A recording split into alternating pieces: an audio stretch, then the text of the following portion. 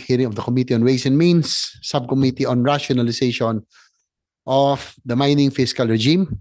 This committee hearing is now called to order. We will just acknowledge the presence of senators as they come because there are several hearings simultaneously. In fact, the Committee on Finance is also already starting with the budget hearings. So at this juncture, the chair recognizes Ms. Marvi Ann Felipe, our committee secretary, to formally acknowledge the presence of our resource persons for today's hearing. Thank you, Your Honor. Good morning po, everyone. For today's second public hearing on the rationalization of the mining fiscal regime, we have the following resource persons. From the Department of Finance, we have Assistant Secretary Carlo Fermin Adriano. From the Bureau of Internal Revenue, we have Attorney Brianna K. De Los Santos. From the National Tax Research Center, we have Ms. Burley L. Amurao. From the Bangko Sentral ng Pilipinas, we have Attorney Cathrina Grace F. Matibag. From the Department of Budget and Management, we have Mr. Rainier H. Diaz.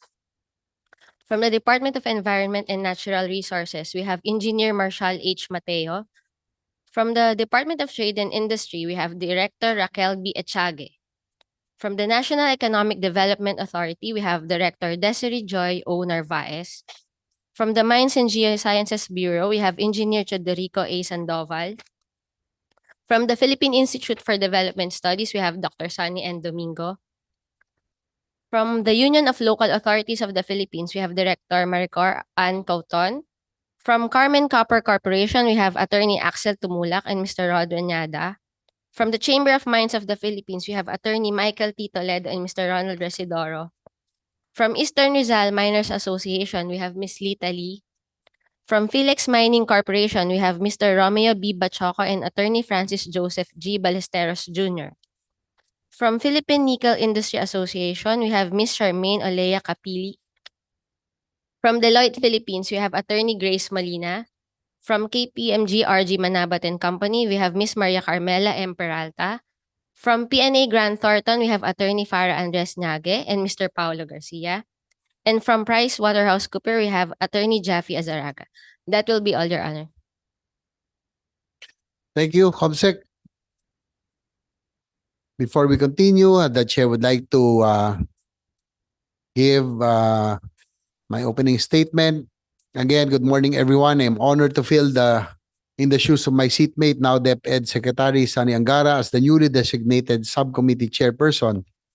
This bill is on the rationalization of the mining fiscal regime. It is a LEDAC priority bill. With this, I know that we have a daunting task ahead of us. This is another bill that was assigned to me that originally wasn't mine, no? Just like the PPP code, which I took over.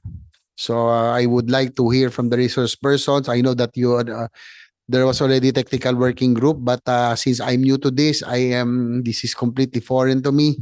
I would like to be briefed and I would like to understand. No? We recognize that the indubitable contribution of the mining industry to the economy, given the fact that the Philippines has the potential to be one of the significant players in the global mining landscape. Similarly, we need to ensure that the government receives equitable share from these mining concessions and at the same time guarantee that the environment is protected. In the recent data submitted to us by the Department of Finance, the proposed version of the bill will generate an average of additional 10.23 billion in revenues for the government. But what will be the cost equivalent or impact to the environment? But what will be the again, the effect, overall effect to our natural resources? Naalala ko lang po yung mga nakita ko nung sa kabundukan sa parte ng Mindanao at sa babay napuntahan ko, may mga mining areas ako napuntahan because I promote motorcycle tourism. I'm a rider. I love nature and sad to say, it's really a sad sight, no? When you go to these areas, nakakalungkot na makita na tilang patay na ang mga kabundukan, wala ka nang halos makita na puno at puro putik na ito, maging ang dagat ay kulay putik na rin. Ganito ba ang lahat ng magiging itsura ng ating kabundukan? Will this proposed fiscal regime attract more investors in the country? Will the Philippines be more competitive, not only to our ASEAN neighbors, but to the world? Will this generate more jobs for our kababayans? Alam kong malaking responsibilidad ng committee ito. Kailangan natin balanse ng lahat ng mga opinyon at suhestyon ng lahat ng ating mga stakeholders. I understand that we were already, as I mentioned, there are already several technical working group meetings that were conducted. Again, I would like to be brief and I would like to understand on this is a very technical measure, just like the other measures that I shepherded, no? Just like the PPP code and the automatic income classification. I hate I'm not fond of numbers, so you really have to help me in with this one and guide me. Rest assured that we have taken into consideration all your inputs, and to continue our discussion on the proposed measure, we would like to hear from the Department of Finance for their presentation. We have sent everybody a copy of the DOF proposed version for everyone's consideration. I hope that we will have a fruitful discussion today.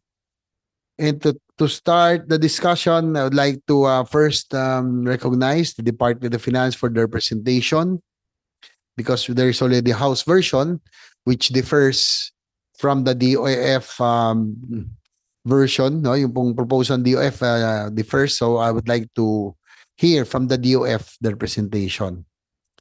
So now, for the hearing proper, we'd like to ask the Department of Finance for their presentation. USEC, our ASEC pala, I can't see. Adriano. Okay, ASEC Adriano, please, you now have the floor for the Department of Finance position in this measure. Good morning. Thank you, Mr. Chair. Good morning, everyone. So I will briefly explain the proposed mining fiscal regime of the Department of Finance. Next slide. I will not go through the introductory, since we all know all of this, but basically, I want to stress that what are the problems of the That's okay, ASEC. You can go through this kasi I'm very new to this. I just sir. took over this month, and I hope everybody would I beg your indulgence because this is completely new to me. This is not my my line, not my advocacy, but since it is a priority measure, I was tasked and I was requested to take over from Senator Sani Angara. But it's okay, you can briefly lang, even the gist. Okay lang kasi hindi ko naintindihan lahat to. So, apologies po. So just to give you an overview of the mining industry, so the Philippines is geographically endowed with abundant mineral resources such as copper, gold, nickel, and chromite. And we actually have 9 million hectares identified to have high mineral potential, but we are only covering around 2.5%, around 756,000 hectares covered by mining tenements as of June 2024. Now, the third column just shows you the estimated value produced in terms of gold, nickel, and copper. It's in the billions. Next slide. Now, according to the Fraser Institute, so as you can see here, there are three bars here. The blue bar, which is basically the investment attractive index score, the orange bar, which is the mineral potential index score, and the green bar, which is the policy perception index score. So we have several countries here, including Indonesia, Papua New Guinea, etc. Now, I would like to please focus on the Philippines, wherein, as you can see here, we have the highest mineral potential index out of all the countries in here. But if you take a look at the green bar, which is the policy perception, we have the lowest. So basically what it's saying here is that we have the highest mineral potential, but the current policies do not encourage investment in the sector. And we want to actually fix that problem through this mining fiscal regime. Next slide. So what are the challenges surrounding the mining fiscal regime? Number one, again, there has been an ongoing discussion of a new mining fiscal regime since 2012. And this is one of the limitations why investments are mostly on hold, because this mining fiscal regime discussion has been ongoing since 2012. And unfortunately, all the previous administration, in terms of recommendation of a mining fiscal regime, will result to higher tax rates. Number two, there are several mining fiscal regime resulting in complex tax system. And number three, which is what we call the average effective tax rate, which is a measure of the tax burden, is relatively high in the Philippines compared to peers. Next slide. Just to give you some context on the overview or the problems that the mining industry is facing, here in last 2012, there was an EO 79, and that EO basically wants to review the current mining taxation under the assumption that the mining sector is not being taxed enough. And hence, as I mentioned, all the previous proposal of the government will actually result to higher tax burden for the mining industry. Next slide. Now, this one, as I mentioned earlier, there are several fiscal regimes. Minimum, there are 5 right now, and they have different types of taxation. Next slide. And this is the average effective tax rate. This methodology was also used by Deloitte, was also used by IMF, International Monetary Fund, in computing or in actually comparing the tax burden of the different countries. And as you can see here, so we have here the current tax regimes, the FTA in AD, FTAA in AD, accelerated depreciation, MPSA in MR and in AD, and MPSA in AD. Those are the current tax regimes in the Philippines. And as you can see, all except MPSA in AD have higher tax burden compared to our peers, such as Australia, Chile, and Indonesia. So technically, only MPSA in AD right now is relatively competitive compared to our peers. Next slide. Now, consequently, because of this, the number of operating MPSA and FTAA is few as of June 30, 2024. Can you speak a little slower kasi these are alien terms to me. Yes. I hope I beg Yes, sir. indulgence. I have to understand. Can we go back to the previous Yes. slide? I'll further explain here. Okay. So basically for this one, this table shows you the tax burden, and the higher it is, basically the higher the tax burden. So we have here in this slide, as I mentioned, yung current regime natin. Yung mga current regime are the FTA in AD, FTA in AD, accelerated depreciation and cost recovery, MPSA in MR, or mineral reservation and in ancestral domain, and then MPSA in ancestral domain. So those are the current tax regime for mining in the Philippines. And then we have other countries such as Australia, Chile, and Indonesia. And as you can see here, only MPSA in AD is relatively comparable compared to peers in terms of tax burden. Now, just for reference, we also added the DOF 60 AGS, or the DOF 60% additional government share, which was one of the proposal of the government before. And as you can see here, that will result to a very high tax burden at 93%. So in essence, what it's saying here is that our current tax system is relatively not competitive compared to our firms, compared to other peers, except for MPSA in AD.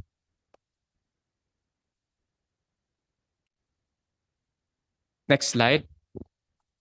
So as mentioned, because of these problems, in terms of operating MPSA and FTAs, relatively few. Out of the 298 MPSA, only 95 is operating. And then in terms of the FTA, only 2 are operating. Now, what the difference between MPSA and FTAA? MPSA means Mineral Processing Sharing Agreement. This one, basically, minimum should be owned a maximum can be owned by 40% foreigners. On the other hand, ang FTA can be 100% owned by foreigners. Other differences is that mas maliit yung capitalization requirement for MPSA compared to FTA. So very large ang FTA. And number 3, in terms of hectares, yung kanilang contract, mas maliit yung MPSA compared to FTA. But the main difference basically is that FTA can be owned 100% by foreigners, and then MPSA maximum owned 40%. Next slide. So what is the proposal of the DOF? What are the key features? So first, we want to simplify the mining fiscal regime. And as I mentioned before, we're taking off with the MPSA regime. As you can see in the previous slide, MPSA in AD is the only regime right now that's relatively competitive. That's why we're taking off from that regime. Second, we want to impose a royalty tax outside mineral reservation to address the constitutional issue. Royalty, by definition, is the share of the government from the extraction of the minerals. Now, we have a royalty right now for mines operating inside mineral reservation, and that is 5% based on gross revenue. However, we don't have a royalty tax for those mines operating outside mineral reservation, and this resulted to actually some entities or people filing to the Supreme Court of this constitutional issue. Hence, we are proposing a royalty tax outside mineral reservation, but take note, this will be based on income or profitability compared to royalty tax na based on gross revenue. I will discuss later the rationale why. And then third, we want to introduce a windfall profit tax mechanism to ensure government's fair share when mineral prices are high. So basically right now, for some of the regimes, we don't have that windfall profit tax mechanism wherein when prices of minerals are high and hence profits of the mining companies are high, we do not get additional share. And we all know in the extractive industry, they have this unique, quote unquote, unique characteristics wherein they sometimes get what they call super profits because metal prices are very volatile. So we will introduce a windfall profit tax such that when your profits are high, you have to pay more taxes. Such that in the way we mechanize the windfall profit tax system, the higher your margins or profit, the higher the tax rate. Asek, sorry to butt in, no? This windfall profit tax, so this will be the first time it will be introduced, no? This is new. Yes. Has this been applied to any other industry or specifically for this? For in the mining? Philippines, it's only in the this Just will be here, only be in the first time. First time, yes, sir. But in other countries, they do not call it a windfall profit tax, but it functions like a windfall profit tax. So in other countries, they are already implementing this, but under a For different mining. term. For mining, yes, under a different term. Please go ahead. And then lastly, we have provisions on thin capitalization, transfer pricing, ring fencing, transparency, and accountability. Now I will discuss further later what are these concepts. Next slide. So the following slides will just give you a comparison between the current regime, the House Bill version, and the proposed DOF version. So first one, in the DOF version, we have a policy declaration. And we just reinstated that all minerals are owned by the state and we have to receive its fair share since it's owned by the state, consistent to the Mining Act. Then the second paragraph mentions that the state guarantees the legal stability of agreements entered into by the government with metallic mining investors as contractors of the state.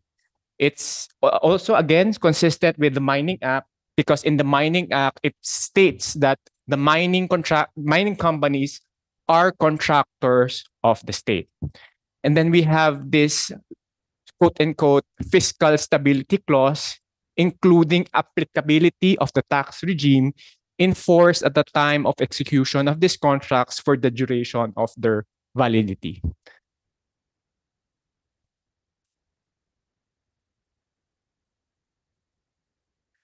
So to cut you short, Sec, the chair would like to acknowledge the presence of our Senate President, Senator Jesus Cordero. Thank you, sir, for joining us. So now the chair declares a press quorum. So no less than our Senate President is here also, no, to listen to you. Please go ahead. Thank you, Mr. Chair. Good morning, Senate President. Next slide. And then the next slide just gives you a summary of the difference between the current regime, the House bill, and the DUF version. As you can see here, in terms of the number of fiscal regimes, from 5, it will become to 2. And then for royalty inside mineral reservation, the current, again, is 5% based on gross revenue. The House bill version proposes to decrease it to 4%.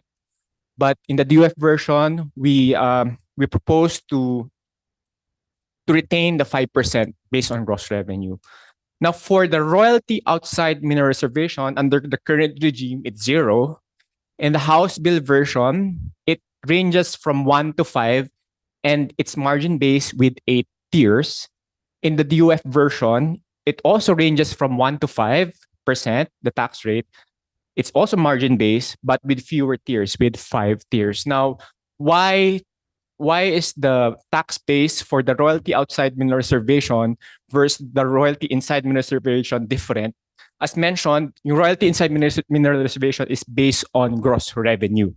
On the other hand, yung royalty outside mineral reservation is based on income or profitability. Why the difference? It's because one, in mines operating inside mineral reservation, yung government already incurred the exploration. The government already did the exploration, and hence, yung 5% gross revenue is just like the government recuperating the cost that it incurred from the exploration that it did in that area. On the other hand, for mines operating outside mineral reservation, walang ginawa na exploration ang government doon. Hence, all of that exploration cost will be incurred by the mining company. That's why for the royalty outside mineral reservation, it's based on profitability, based on capacity to pay by the mining company. Again, for the windfall profit tax, as mentioned, there's nothing in the current regime. For the House bill, the tax rate is from 1 to 10%. It's also margin-based and with 10 tiers. On the DF version, tax rate is also from 1 to 10. It's also margin-based, but with only 5 tiers. We'll explain the rationale why we lessen the number of tiers. Now, for the thin capitalization, transfer pricing, ring fencing, and transparency, current regime without, House bill with, and DF version with. There's certain difference lang in the details. Now, for the royalty collecting agency, since we are proposing that the royalty will now be considered as a tax, in the House bill version, the collecting agency is BIR, and it's only for metallic. In the DOF version, the collecting agency is still BIR, but BIR will be collecting both for metallic and non-metallic. Next slide.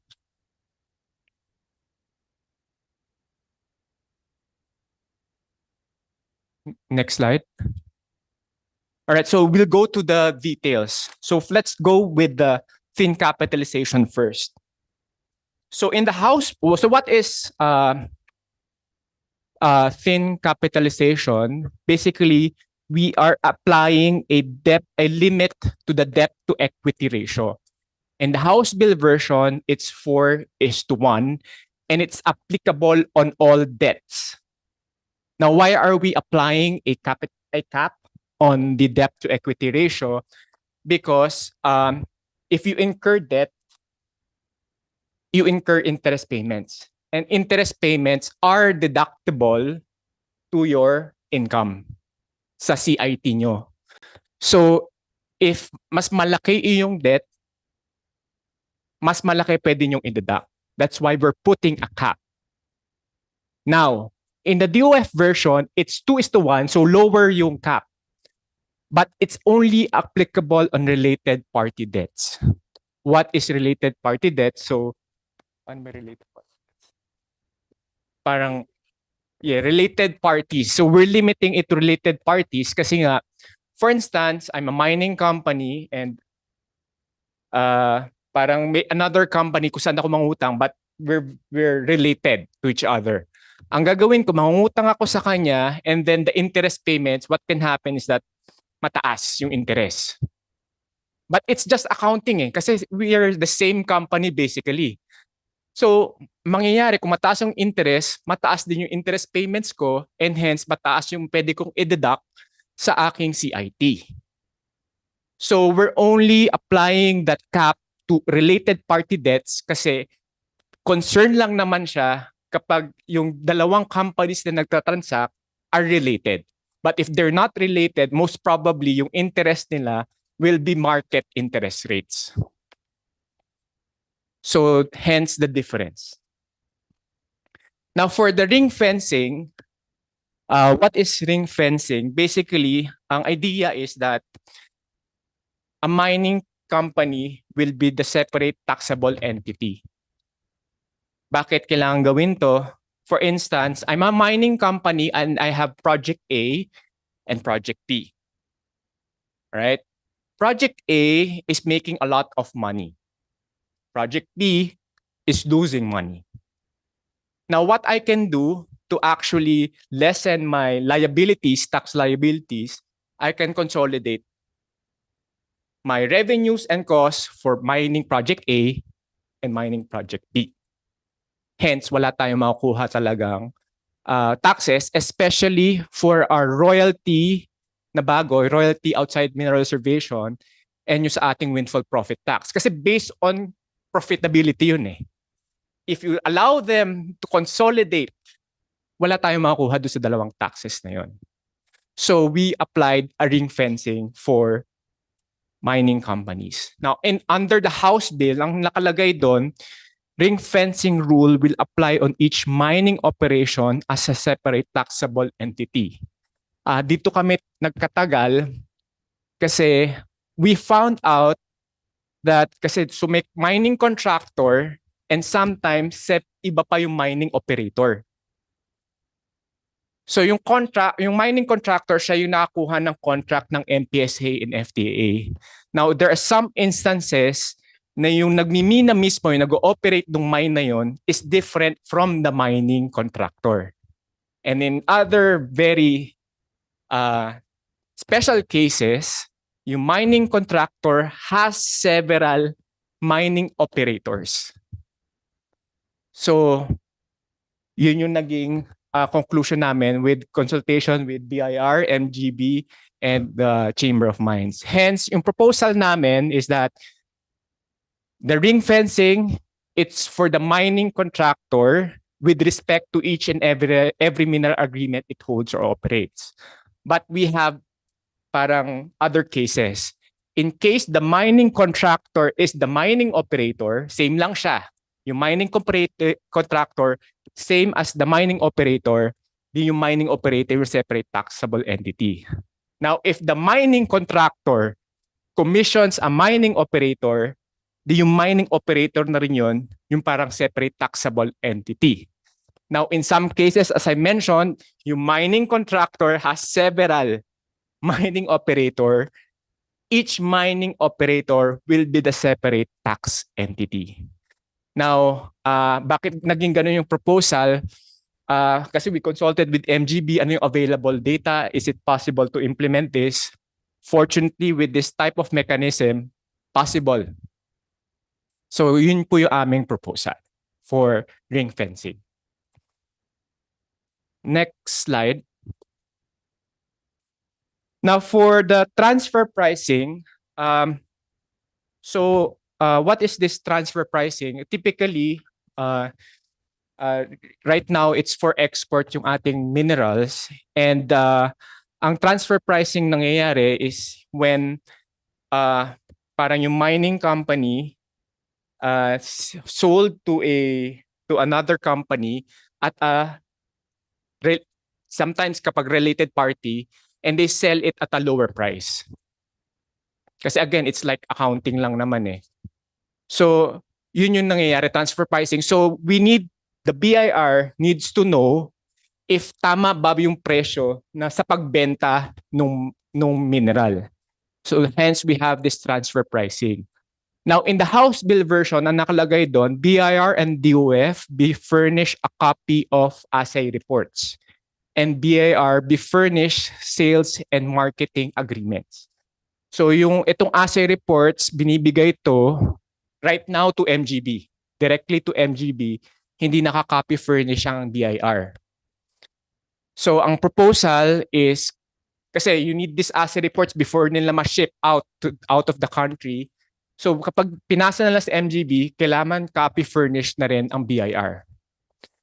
In the DOF version, ang ginawa namin, it's BIR and BOC. Be furnish a copy of assay reports, sales agreements, and marketing agreements. So almost the same. A little difference. For transparency and accountable provisions, almost the same. In the DOF version, we just added general information sheet and other repertorial requirements to the SEC. Then next slide. And then in the DOF provision, we have an earmarking provision. Currently, the MGB has a share to the royalties they collect inside the mineral reservation, and their share is 10%. Now, since the BIR will be the one collecting all of this royalty, we need to have an earmarking provision wherein yung share nila, yung 10% share ng MGB, maibabalik sa MGB. In the House Bill, there is no earmarking provision. Next slide. Now, this one is the tiers for royalty outside mineral reservation. As mentioned, the rate for the royalty outside mineral reservation for both House Bill and the DOF version ranges from 1 to 10. The difference is just the number of tiers. Now, why did we lessen the number of tiers? For easier compliance and administration and lesser incentives for aggressive accounting. Because if the tiers are too close to each other, there is an incentive for the private companies to do aggressive accounting so that they will belong to the lower tier and hence lower tax rate.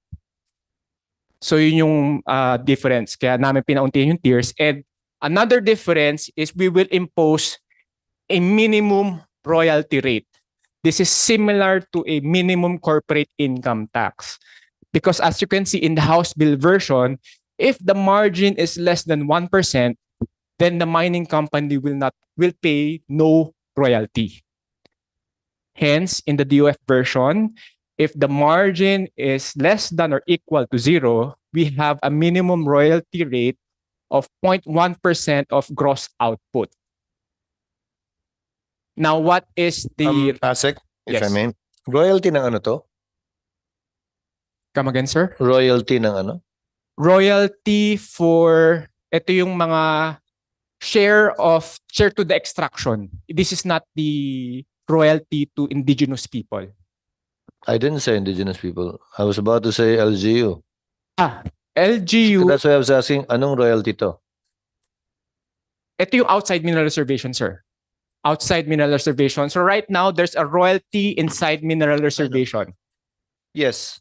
So, inside and outside, magkaka-royalty na, di ba? Yes, sir. Now, sino mabibigyan ng royalty na to? Inside and out. So one may, for outside mineral reservation, walang share ang MGB. They only have a share for royalty inside mineral reservation. Because that's in the law. Yes, that's in the law. For the royalties, both for inside and outside, may share doon ng LGUs. Yun yung wealth tax. Yun nga yung tinatanong ko. So ano to? Kasama yan, sir. What do you mean kasama to? Masasama siya sa wealth tax. Masasama siya sa computation ng share of the LGUs. Which is how much? How many percent? Are you changing it to? No, sir. It's still 40%. For the wealth tax, ang share nila doon is coming from the royalty and excise. May share ba sila sa outside? Ang LGU? Yes, Meron din? magkakaroon po sila ng share dito. Hindi ko nakita. Is it there?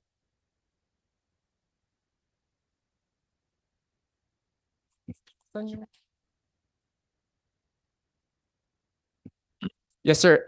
Yung sa share of wealth taxes, it's all royalty and excise. So this is still royalty, so they will Okay. have a share on it. And can you, I didn't see it in your presentation with the permission of the chair. Can you include the provision also with respect to the release of this royalty to the LGUs? When exactly? Because to my mind, mining companies would want to have good relations with the local government unit, and this would be the best way to do it. Number two, now that you're defining a mining contractor to be a contractor of the state, then the concomitant effect would be they would fall under a specific item in the local government code, thereby making the imposable tax on them to be merely half of 1%, no longer within a range, depending on the whims of the local government unit. Would that be correct? Yes, sir. So in exchange, diba, klaruhin natin yung royalty nila and when it will be released. I heard you say you will be earmarking, although collected by the BAR, you will be earmarking the share of the MGB. Will the same be true with respect to the local government units? Will you earmark it too?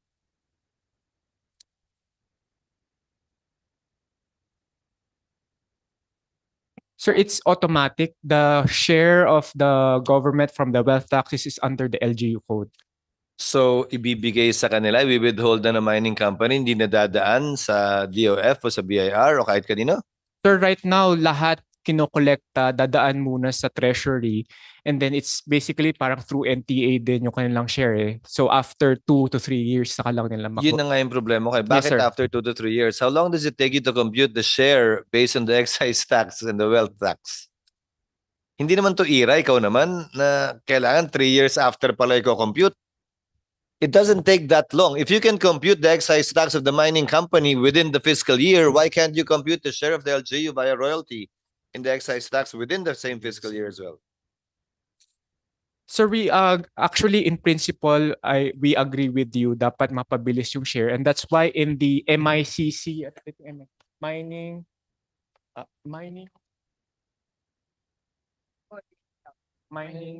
Industry Coordinating Council, there is a current proposal right now on how to fast track. Sir, let's include it here, whatever that proposal is. Let's include that in this bill.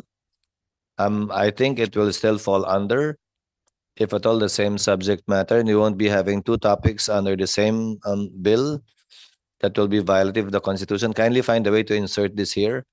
And while I'm at it, kindly find a way to insert two without violating the constitutional provision on having two subject matters under one bill, specifying the share of the IP. Because the current law says, if I'm not mistaken, with the permission of the chair, at least 1%, right? The industry practice and rate is 1% to 2%. But the law says at least 1%. Labo naman nun, di ba? Hanggang 99%, hanggang 200%, hanggang 300%. Might as well clarify too, again, to fast track this process of negotiation. The objective of these amendments actually is to try to facilitate mining investors in our country via providing for a stable, predictable regime that will enable them to compute their bottom line faster. If they will not earn a profit, then don't go into it. If they will, then I'm sure they will, thereby providing employment and also revenue for our government. That's the basic objective of these amendments. So kindly help us look into that if there's a way, again, without violating the constitutional prohibition and provision on having two subject matters within the same bill, because we would like to consolidate everything that has to do with financing and fiscal policy insofar as mining is concerned in this bill. Yes, sir. For the mining, for royalty for IP, It's in the mining regime, yung RA 7942, I believe section 16 or 17. But in there, in the Mining Act, it was not specified yung It's only in a royalty. DAO, I It's in the believe. IRR, yes, It's sir. only in a DAO, Yes, in a sir. Department Administrative Order, which makes it even more questionable. So if it's in a mere DAO, perhaps this is the best way or best chance for us to clarify it without, because the DAO will be subservient to any law Congress passes anyway. Kindly look into it, sir. Yes, sir, will do. Thank you, sir. Thank you, Mr. Chair. Senate President. The chair agrees with the Senate President. It's very vital, no, that the local government units can get their share much faster. Kasi nga po, ang nangyayari po dyan, being a former local government of executive myself, some LGUs would because of the length of time, they will impose other kinds of fees. No, if I'm not mistaken, yan po ay pwedeng mangyari. So for us to prevent the occurrence of additional fees from local government units, it would help greatly, no, yung pong proposal ng ating Senate President, if the LGUs can get their share much faster, kasi nga yung 3 years is too long, no?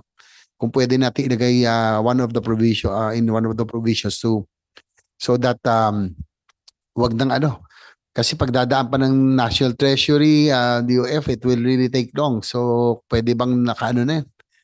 Right, faster, no? I mean, siguro later we will ask the Chamber of Mines yung ano natin, no, yung experience si LG. I understand there's several taxes that are being posed, probably because of the reason that the LGUs cannot enjoy right away their share, no? Siguro ASEC, please approve if we can add this to the measure. Mr. Chair, yes, noted po. We will have to consult the stakeholders, including the legislators, kasi currently right now yung share ng LGU sa wealth tax is through the GAA din. So we will also need your point of view, sir. Kaya nga po nangyayari siguro doon, I understand. Gano'n, syempre, kung 3 taon pa nila makukuha, they will try to be innovative and try to look for other sources of revenues. So, nakakaroon tayo ng double taxation yan. No? Syempre, mag-impose ang LGU ng they have to be creative, no, so that they can raise the revenue. So, para lang mas mabilis and to prevent the occurrence of such. Noted, Mr. Chair. Yes, please proceed. Okay, next slide.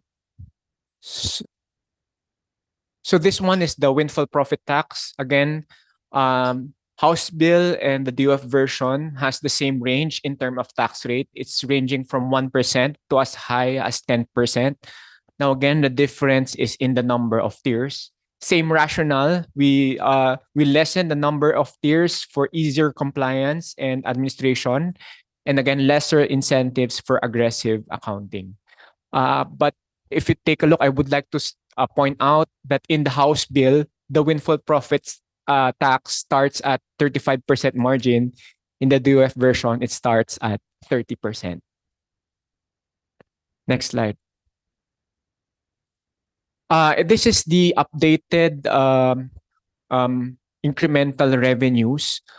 It's at 6.3 billion pesos. This is due to the news admissions from the BIR. So we have revised it downwards from, I believe, from 8 billion before average. It's now down to 6.3 billion. Next slide. That ends my presentation, sir. Thank you. Our Assistant Secretary Carlo Adriano. Next is a BIR.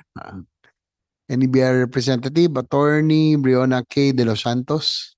Ma'am, you now have the floor for your presentation and the position of your agency. Good morning, Mr. Chair. The BIR supports the position of the Department of Finance, and we already submitted all the position. We already submitted and consolidated the position of the BIR with the latest draft of the Department of Finance. Thank you. Next is from the National Tax Research Center, Ms. Burley Amurao. Good morning, Mr. Chair. We support the proposal to amend the mining fiscal regime, and we have already submitted several position papers to the Department of Finance for consolidation. Please also submit your position sa this committee. Yes, sir. From BSP Attorney Katrina Maribag.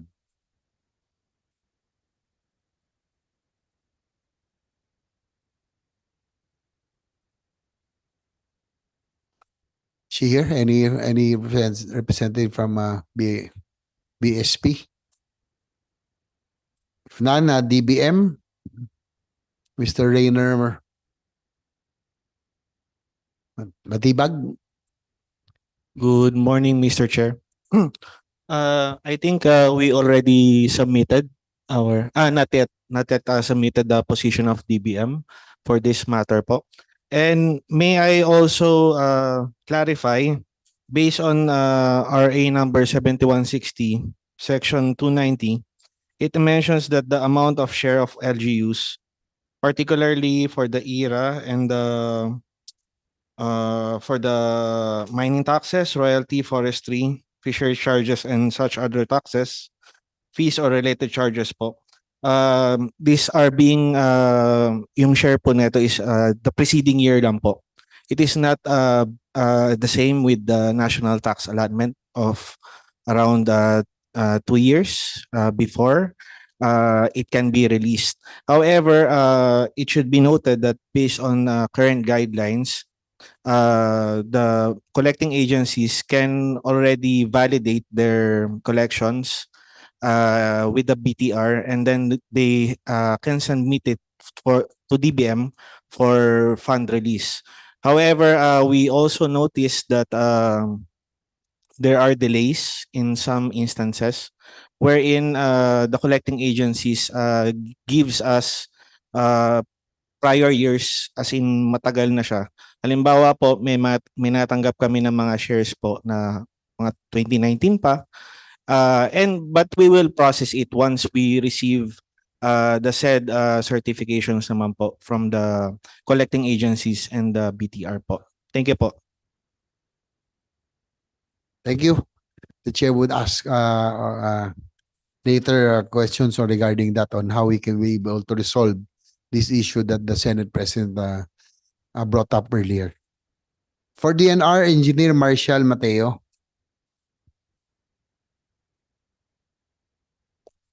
Thank you, Honorable Chair. I am the OIC Director of Mines and Justice Bureau, and what we have submitted, and I want to read on the salient points of MGB position. First is that MGB recommends the retentions of the impositions of 5% royalty payment within mineral reservation areas for both metallic and non-metallic mining operation based on the market value of the gross output. Second, MGB recommends the impositions of uniform 3% royalty payment for metallic and non-metallic mining operation outside of mineral reservations based on the market value of the gross output. And third, MGB does not support the impositions of additional taxes or charges to small-scale miner, which is, I think, not mentioned, but I'm wondering, it was discussed before. So we, of course, does not support, we still in the positions of the DOF, since they are exempted from the income tax, excise tax, and all other charges as per Republic Act 11256. And the reason on this is to encourage them to sell their gold output to Bako Central na Pilipinas and incentivize them to join the formal economy. Lastly, MGB affirms its stand that the collections of royalty payment shall be still under the purview of the Bureau in consideration to its mandate of regulating the mineral industry and technical expertise in evaluating and assessing the quality and quantity of the mineral deposits which will be subjected under the royalty. That's all, Mr. Chair. Thank you very much. So can you reiterate your position sa DNR? MGB kayo, no? From MGB? Yes, Mr. Chair, actually, MGB is a line bureau of Yes, DNR. of Thank you very DNR, much. of course. So your position, yung last statement nyo, just for the record of this committee. Thank you, Honorable Chair. So our last position is that MGB approved stand that the collections of royalty payment shall be still under the purview of the Bureau in consideration of its mandate on regulating the mining industry and technical expertise in evaluating and assessing the quality and quantity of the mineral deposits which will be subjected to the royalty. Thank you very much, Mr. Chair. Yes, so yung ano nyo po, yung position is yung status quo, no, do po, instead of being in the transport of BIR. But we'll evaluate. Next for DTI, Director Raquel Echage. Thank you, Chair. DTI will submit an official position, Mr. Chair, consolidating all relevant positions from different units of the DTI. So next, NEDA. Yes, please submit also to this committee. NEDA Director Desiree Narvaez. Thank you, Mr. Chair. So the NEDA expressed its support to the rationalization of the mining fiscal regime. So the measure specifically supports the priority strategies outlined in the Philippine Development Plan, specifically in chapters 11 and 15. So we know that the measure will improve transparency and ease administration and compliance. And the measure will also strengthen the monitoring of mining operations compliance with existing rules. And Mr. Chair, we've submitted our comments previously, and some of which were discussed and considered in the TWG meetings. Thank you. Next is from MGB. Tapos na yung MGB, di ba? Yeah, kayo na po yun kanina. Engineer Theodore nasa listahan kanina. Anyway, next from the academe, Dr. Sunny Domingo, Senior Fellow. Oh.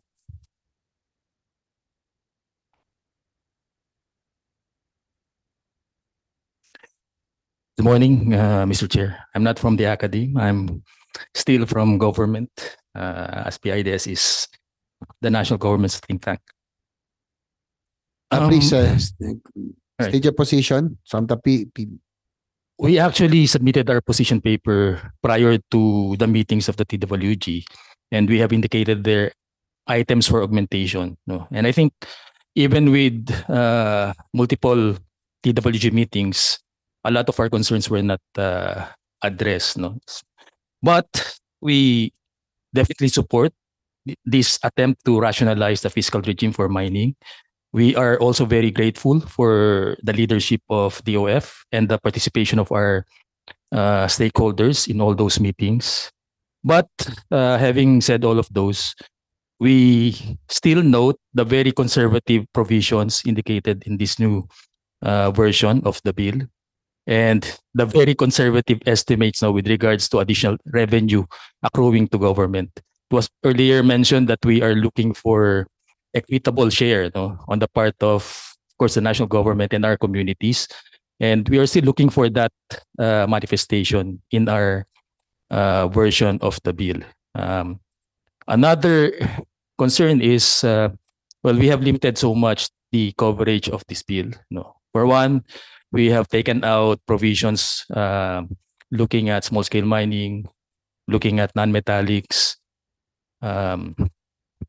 and all of those are actually items that are supposedly with, well, the biggest potentials in terms of additional revenue for government and the communities.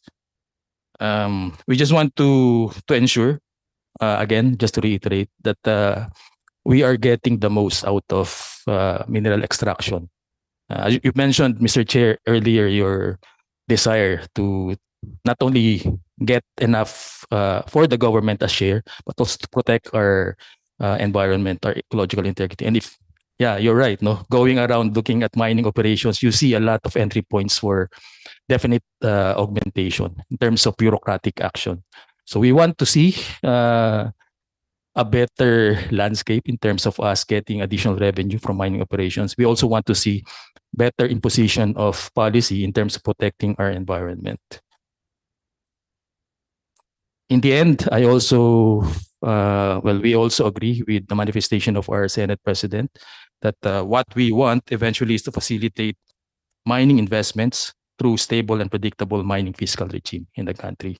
So I think that's the anchoring, the bottom line of everything. Just having that very stable set of policies would allow our private stakeholders to actually assess whether they want to go into mining operations in the country. So I think that's the bottom line, whether it's going to be profitable eventually or not. So thank you, Mr. Chair. Thank you, Dr. Sandung, or the Philippine EIDS, no? From the LGUs, ULAP, it's only ULAP that is present. Director Maricor Ann Cotton. Good morning, Mr. Chair, and my colleagues from the government and the private sector. We initially expressed our support to the draft fiscal regime, and we want to re-echo and express that we support the manifestation of the Honorable Senate President on expediting the transfer of LGU shares from the mining revenue. This has been our concern since I assumed my role in both PHEITI and MICC, and we've been active in lobbying with different government agencies on how we can expedite it. And if I may share, Mr. Chair, our initial proposal is to basically use estimates in the transfers so that we can expedite it, and it won't need 2 to 3 years before we can transfer the revenue shares of the LGU from the mining profits. So, Mr. Chair, that's all from the Union of Local Authorities of the Philippines. Thank you. Thank you, Director Maricor Ann Cotton. From the private sector, we would like to move to the private sector from Carmen Corporation, Attorney Axel Tumulak, the EVP. Good morning, Mr. Chair. For Carmen Copper Corporation, Mr. Chair, we support actually the position of the Chamber of Mines of the Philippines being a member of the chamber, but we would like to put some reservation, Mr. Chair, on the provision regarding the minimum reservation and the minimum royalty fee for reservations outside of mineral reservations. While we do understand that the provision was set there to promote investment for new investors to come into the Philippines, the rationale why the provision for royalty outside of mineral reservations is to put up the idea why there's a royalty for operations within mineral reservations is for the government to recoup portions of the exploration that they have incurred. But particularly for operations outside mineral reservations, which focuses mainly on those metallic operations, particularly such as copper and gold, the gestation period for the operations is quite too high, and it will not be privy enough that within 5 or 6 years from the date that the operation starts, that margins will be covered by the operations. But since we do understand that the computation for the royalty fee is margin-based, but if we impose a minimum for those outside of mineral reservations where margin is less than or equal to 0%, particularly, you're essentially at a loss for that particular period.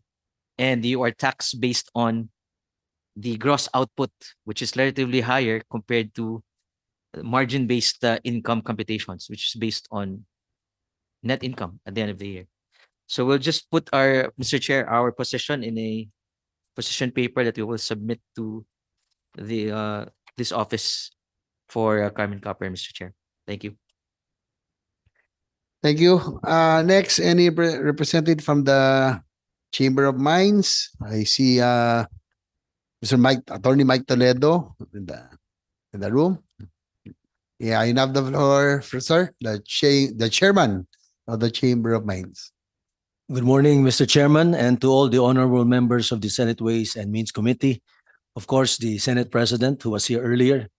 Let me just say that we in the chamber are very confident that the passage of this law will be forthcoming for the simple reason, Mr. Chair, that when you took over the PPP code, even if it was not your line of expertise, you passed it quickly, and all the substantive provisions of that law was very, shall we say, studied very well. And we in the private sector, Mr. Chairman, we are also into a number of PPP projects, are very grateful for the passage of that PPP law.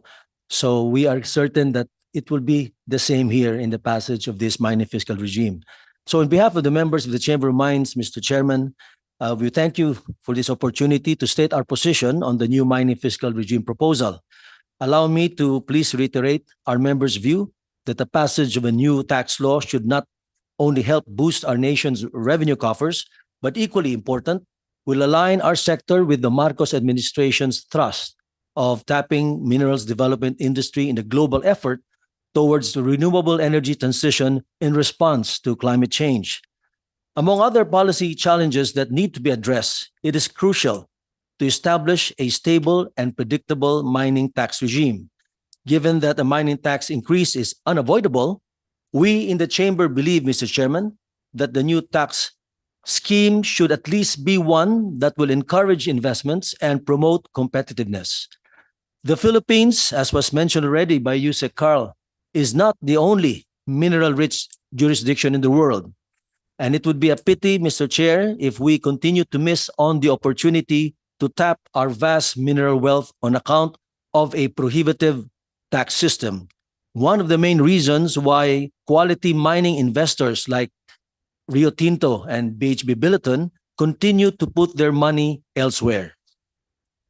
Although our current mining tax structure is already high, the addition of the two new income-based taxes as those being proposed in House Bill 8937 and by the Department of Finance would make the tax increase more rational and more reasonable.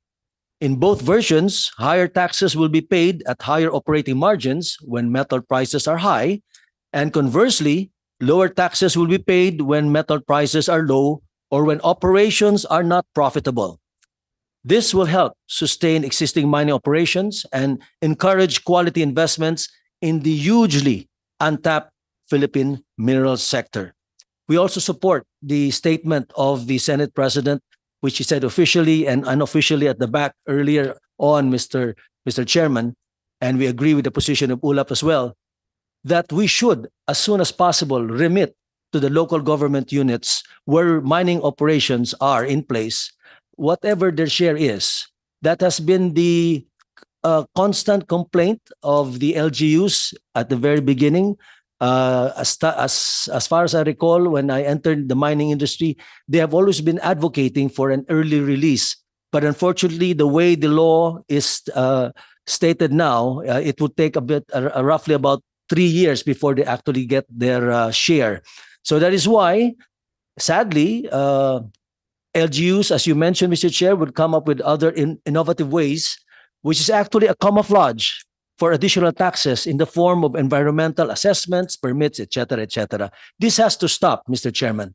And it is but fair that the LGUs actually get what is due them, especially since they are the ones hosting the mining communities. In fact, we believe in the chamber that they should be the one who would benefit most, the municipalities where mining companies operate. So with that, Mr. Chairman, I would just like to end with your indulgence by sharing with you also that we had the privilege of presenting to no less than His Excellency President Marcos in a PSAC or Private Sector Advisory Council meeting about 2 weeks ago on the mining industry. This is the first in the history of the industry that the mining industry was able to present to a sitting president an overview of the mining industry, the issues that the mining industry is now currently facing, and the recommendations to ensure that we have a robust mineral industry and we can actually contribute to the renewable ecosystem, renewable energy ecosystem that is forthcoming. So with that, Mr. Chairman, we have also submitted our position papers earlier before. And so with that, Mr. Chairman, this is the presentation of the Chamber of Mines. Thank you. Thank you, Tony Mike Toledo, Chairman of Chamber of Mines of the Philippines. Thank you also for your support for the PPP code in the past. No, again with this, again it's not my expertise. I admit, so I would be needing a lot of support from the resource persons present today, especially to our DOF and our other agencies who are present.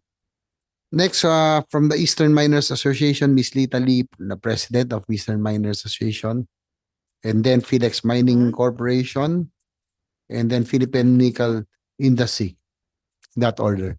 Ma'am, you have the floor. Good morning, Mr. Chair. Good morning, everyone. Actually, I'm very grateful that the non-metallic operation was not included in this bill. Nevertheless, I submitted a position paper to support the decisions that the non-metallic mining operation is locally purchased. It is operated by means of simple mechanical use, no chemical use, so there is no risk for the environment. And any increase in the taxes will affect the end users and most especially the government, because any add-on in the form of taxes or fees, we will only add it on to the prices, and the most be affected is the government projects. Kasi naka-ano na yun naka-contracts na yun, kaya either the government will increase the price, will amend the contract, or the contractor will be the one to suffer. Kaya I am very grateful that the committee has understand and aware of our situation, the non-metallic operation. And Mr. Chair, I also agree with the very slow processing in the release of the share of the LGU. It really took 3 years. And I understand is the 4%, 40% of the 4% goes to the LGU divided among the barangay, municipality, and provincial.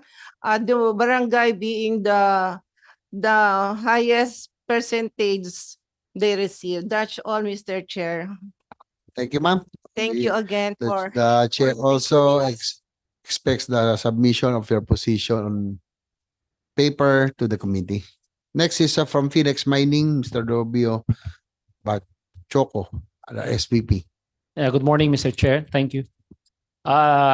Yes, we are one with the Chamber of Mines and the DOF and the other agencies on this finalization and conclusion of this bill, because this will really provide a good environment for foreign investors, that there is stability in our tax regime. As you may know, Philex Mining had this Silangan project now going on in Surigao, and we had undergone fundraising activities overseas to encourage foreign investors to participate in our project. Unfortunately, during those years that we had invited foreign investors, one of the issues that they raised is actually there's a lack of a stable fiscal regime in the mining industry. And this conclusion of the mining industry is very timely, so that we can have a good progress in our mining industry. Having said that, Your Honor, we have, I just want to go through some of the minor details that was really discussed during the TWG. And I just want to make sure that these are not forgotten in the final bill, as these details are kind of important, in the implementation of this tax regime. So a few items, only 4 items. Actually, in Section 34 on the interest expenses, we are okay with that, except that the testing period should not be anytime during the taxable year, but it should be on a quarterly basis, similar to the best practices in the financial industry. The second one is probably just a consistency in terms of wording. In this section 34, we referred to the related party debt as a debt, but in section 151B to G, there's also a referral as named as loans. So in terms of actual implementation, we in the private sector have seen this in many occasions that in certain bureau, when they say debt, it is immediately in their mind as bank loans. But actually in this tax regime, we refer that as a related party debt. So I just want to bring it up that we should be consistent and very clear to eliminate further discussions later on in the implementation. Secondly, there is also a provision in section in the quarterly returns, payment, and bonds.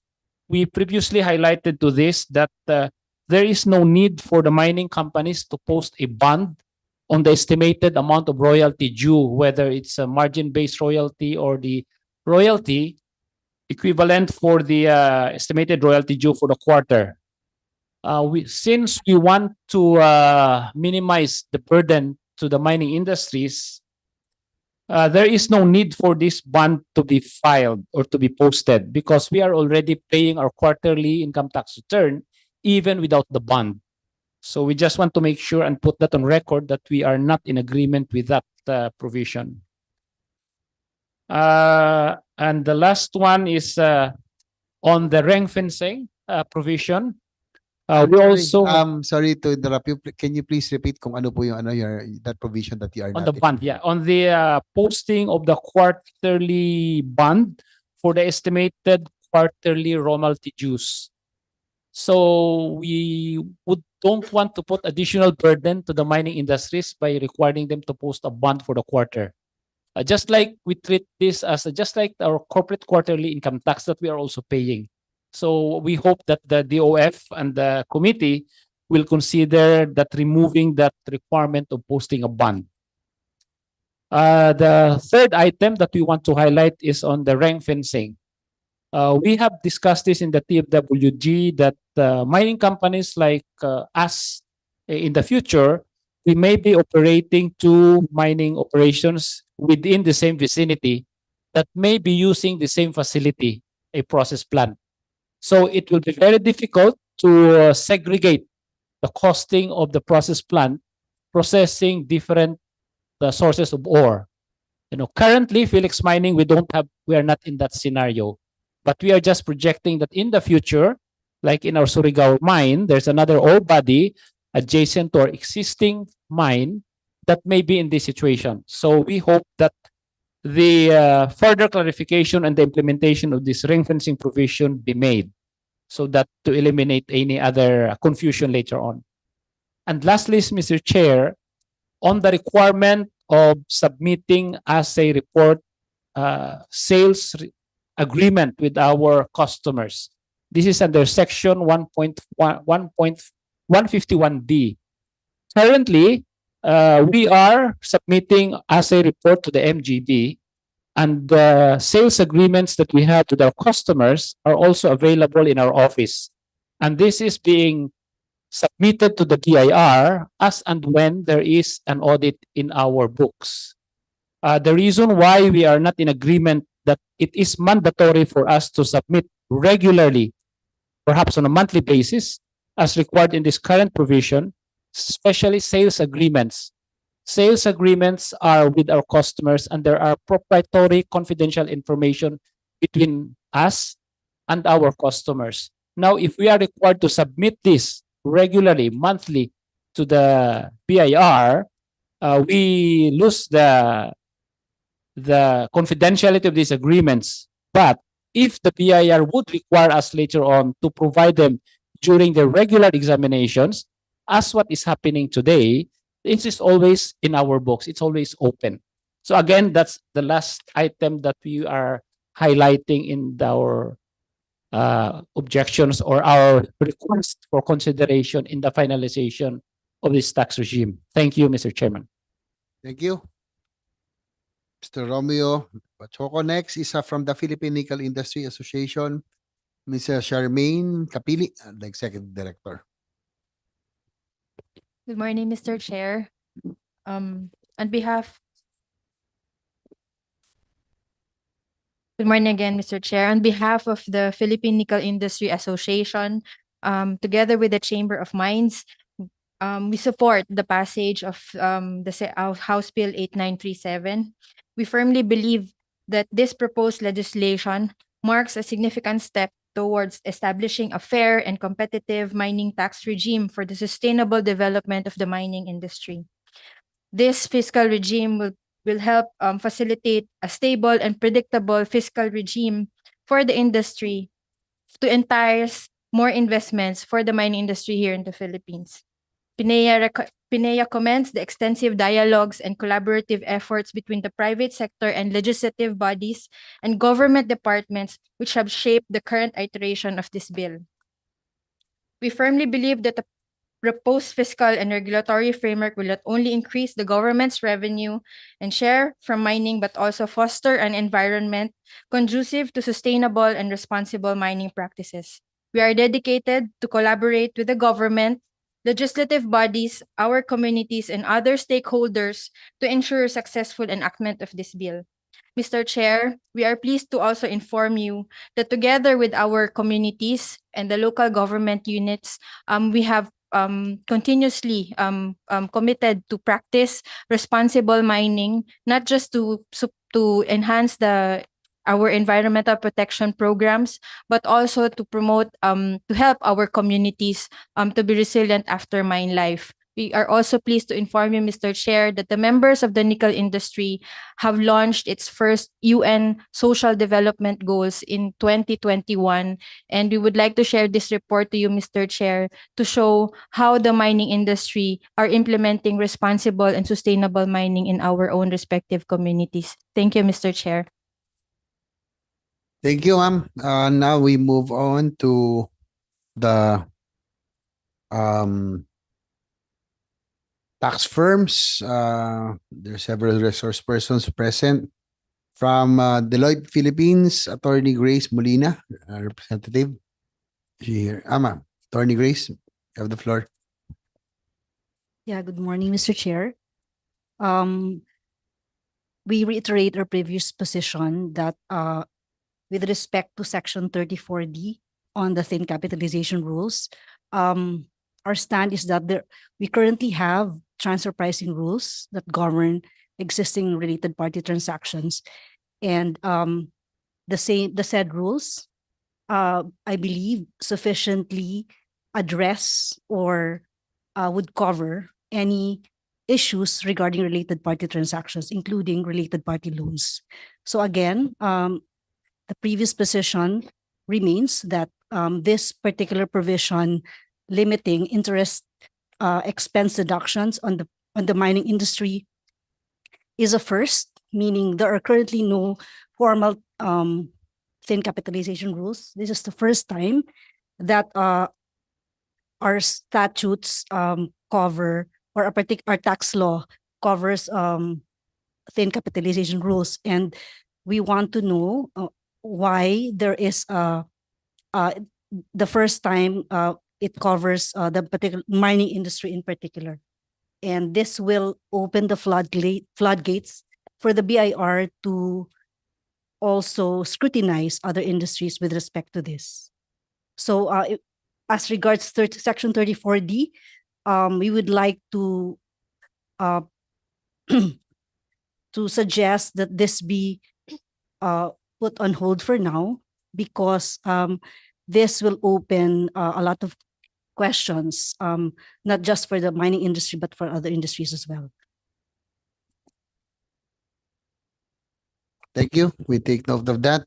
From KPMG in Marabat and Company, Miss Maria Carmela Peralta. Good morning, Mr. Chair. We have at the start of the series of TWG meetings, we have submitted our position paper on the matter. We are happy to know that some of our comments have been incorporated.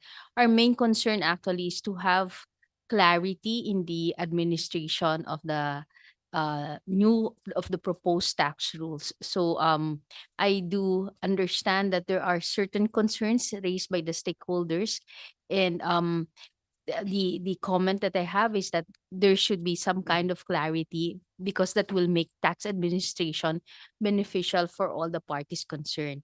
One thing that I note, however, is that I know there have been questions on the deadlines for the filing of the windfall profit tax, and I understand that before, the idea was to have the return filed after the finalization of the audited financial statements, because that's when the figures get to be fixed already. But I think, based on the version submitted by the latest version, the return for the windfall profit tax will be submitted within 60 days from the end of the quarter. So around that time, maybe the financial statements have not yet been finalized. And also, for the deadline for the final adjustment return for the royalty rate, I know that the quarterly return is to be filed within 60 days from the end of the quarter, but I think there's no clarity on the filing of the final adjustment return for the royalties. That's all, Mr. Chair. Thank you. Ms. Maria Carmela Peralta. Next is from PA Grant Thornton, Attorney Farah Andres. Good morning. And after is the from Price Waterhouse, no? And then, ma'am, you may proceed. Morning, Chair. Of course, no, we highly support the position of the DOF on the new version of the bill enhancing fiscal regime for the mining industry. And of course, we have already submitted our comments on some of the provisions on the said bill, in particular on how we derive the debt to equity ratio for purpose of determining the disallowed portion. And we agree also with the comment of Deloitte. We are thankful that they changed the debt into a related party debt, and of course now we support the position of Deloitte that there is already a transfer pricing rule, and that's why we are also concerned when this bill it might be implemented. It will open doors for the regulator to apply or impose the same probably position in other industry. So that's it. That's our comment for the debt to equity. And of course, additional comment is to clarify the definition of the greatest amount in the bill, so that it will be more clarified and will not be open to a different interpretation. So that's it, Chair. Thank you so much. Thank you. Thank you, ma'am. From Price Waterhouse Cooper, Attorney Jaffe Azaroga. Thank you, Chair. Thank you for this opportunity. Like most of our colleagues here, we also submitted our position paper. First off, we thank the committees as well in considering some of our suggestions, especially on ring fencing and related party debts. But of course, we'd like to reiterate some of our positions to further achieve the purpose of the bill, because the purpose, as we understand and we agree, is to increase actually the tax base, not just the tax rates, to encourage the participation of more industry players in our mining industries. A lot of it goes to other countries, as also stated earlier, like Rio Tinto and BHP. So just to further enhance, we'd like to reiterate our comments on the, for example, the debt to equity ratio, as we previously provided.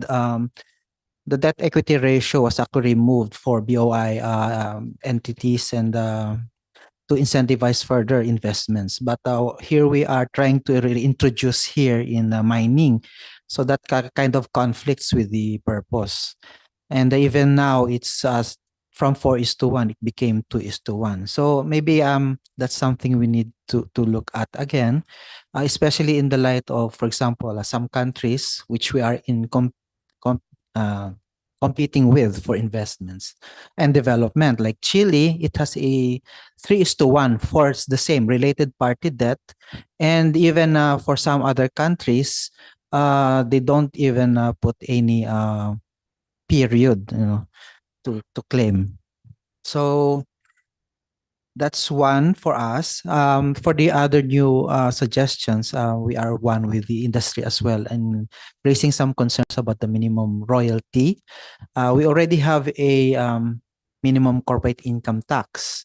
So even if the company is not earning anything, it's going to pay minimum corporate income tax. And now we're imposing another one on mining companies. So that sort of again begs the question, why are we disincentivizing investments in the mining industry?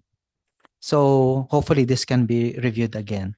We also reserve our right, our opportunity as well to submit another position paper on this. Some other minor comments anyway, on the ring fencing. We agree as well with the changes, and now it's no longer just a whole project, so it's already for the entity as well. Our only concern here is that under some other projects which are under ITH, the ring fencing may actually be a disincentive. Why? Well, because the ITH is supposed to be for the entity. So if you really ring fence and tax, minimum tax for each of these entities, then you might run afoul of the ITH incentive.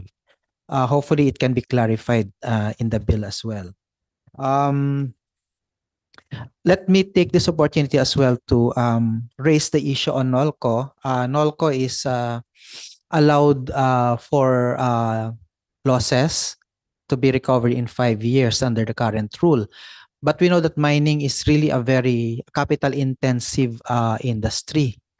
So sometimes it will take a lot to jumpstart investment in mining. And if we are going to try to incentivize investments in high value mines, not just the easy to get but highly potentially destructive,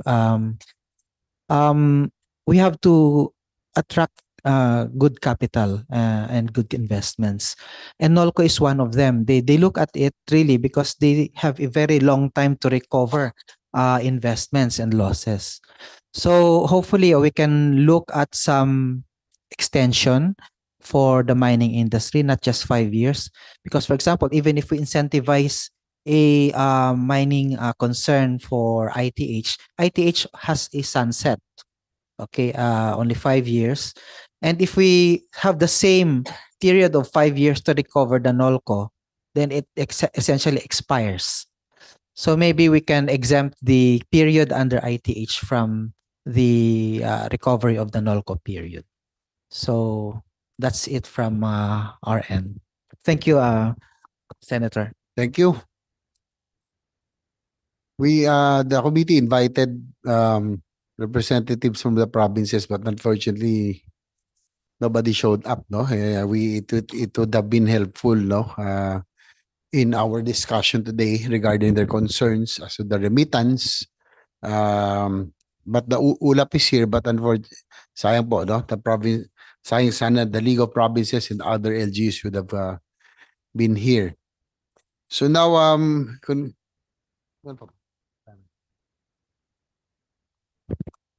we can now, the chair would like to propound some questions, no, before, I know it's already, we'll have a working lunch, no? Yeah, the committee will, has provided lunch for you.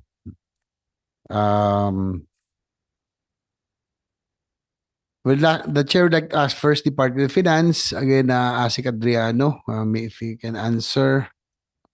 For the information of this committee and the public, can you spread to the records the current prevailing revenue sharing agreement or agreement arrangement between mining corporations and local government units?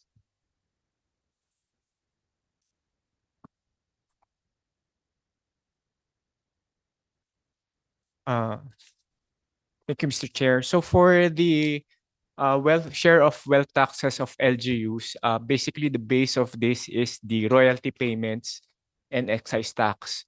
And then out of that total, it's basically 40% yung kanilang share. We do not know how it is distributed to the LGUs. For instance, if the mining company is operating to uh, two separate LGU jurisdictions, we're not privy to that. But basically, the share of the LGUs to the wealth taxes is 40% of the royalty and excise tax payments. Now, as per BIR, the excise tax payment is certified quarterly. So basically, certify nila na ito yung excise tax payments for mining during that quarter, ibibigay yan kay BTR DBM, no? Now, so para malaman ng BTR, yung pumasok sa account na to came from mining excise tax. Now, the question is how do we instantly disperse that to the LGU community? So we have to consult with DBM and also BTR.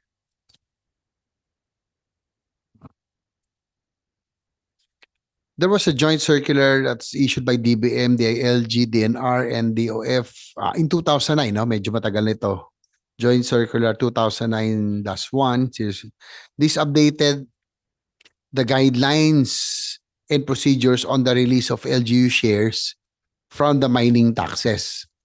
Under the joint circular, LGU shares based on the mining tax collections during the first 3 quarters of the calendar year shall be released in February of the ensuing year. And mining taxes collected during the 4th quarter shall be released to the LGUs in May of the ensuing year. My question is, what are the issues why these scheduled releases are not followed, where the LGUs receive their share only after 3 years? So, meron palang joint circular in 2009 by DBM, DILG, DNR, and DOF para for faster remittance of yung shares ng LGU for faster remittance, but it's not being followed. So anybody can answer from DOF or DBM? Mr. Chair, Yes. for the side of DBM po, we follow naman po yung aming Citizens Charter wherein we release naman po once we receive the correct and completed certifications and schedules of LGUs, including yung breakdown po per LGU.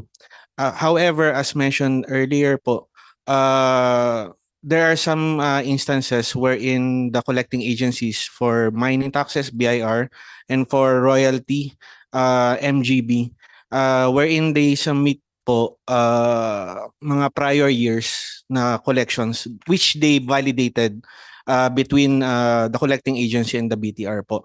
So it is outside of DBM's purview whether or not kung alin-alin po yung mabibigay po sa amin. Pero once binigay naman po sa DBM and once we reviewed it and complete naman po and yung documents na kailangan po, we release it already to the BTR, and the BTR will download the said funds to the authorized government servicing banks of the LGUs po. Thank you po. Is it possible, siguro the DOF can answer this, DBM and DOF, yung pinag-usapan natin, yung concern kanina ni Senate President Cheese. Also, is it possible to withhold LGU shares and just reflect local mining revenues in a report or a certification that will be submitted to the national government? Through this, the LGU will have reportorial responsibility to the national government, but will retain their 40% share from the mining revenues.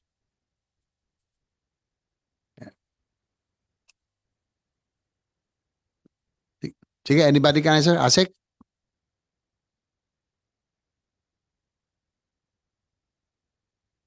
Mr. Chair, can you repeat the question? Apologies. Yung pong no? Because is it possible to withhold to make it faster para nga hindi na dadaan sa National Treasury, yung LGU shares and just reflect local mining revenues in a report or a certification that will be submitted to the national government.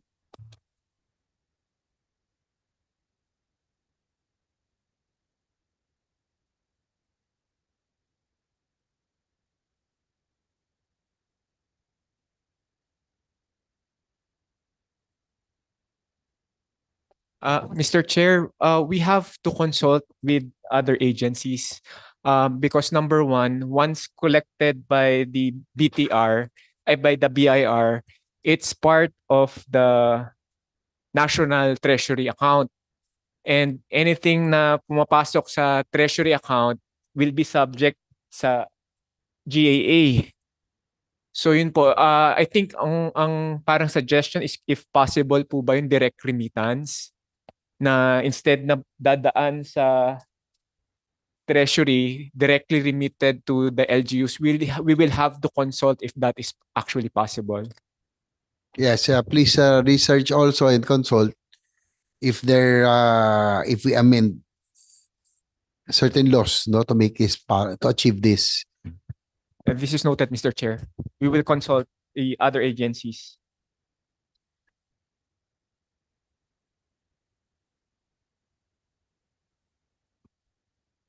Ito po, siguro sa DOF can answer, what is the effect on government revenues of the proposal under the House Bill to decrease royalty rate to 4% with mineral reservations?